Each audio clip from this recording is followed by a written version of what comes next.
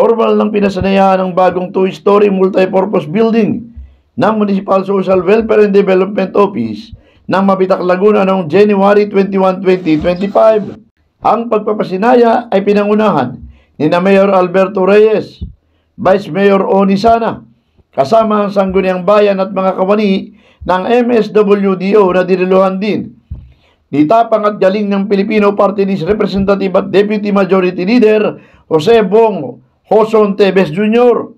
Ang bagong gusali ay pinunduhan ng 5 milyon mula sa tanggapan ni Congressman Bong Teves. Kasabay ng pagpapasinaya at turnover ng multipurpose building, idineklara rin si Congressman Bong Teves bilang adopted son ng Mabitak, Laguna sa bisa ng resolusyon ng Sangguniang Bayan 2016 Series of 2024. Bilang pagkilala nito sa kanyang kontribusyon sa pagpapaunlad ng serbisyong pangmedikal, pangkalusugan at pagsuporta sa kanilang infrastructure project at social service sector. Nagpaabot naman ng pasasalamat si Congressman Teves sa pamahalang bayan ng Mabitak sa pagtitiwala sa kanya at ginawa siyang adopted son.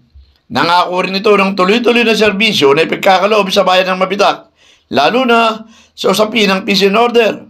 Samantala, sa naturang ding okasyon, pinasinayaan din ang bagong Rural Health Unit service vehicle na pinunduhan naman ng lokal na pamahalaan.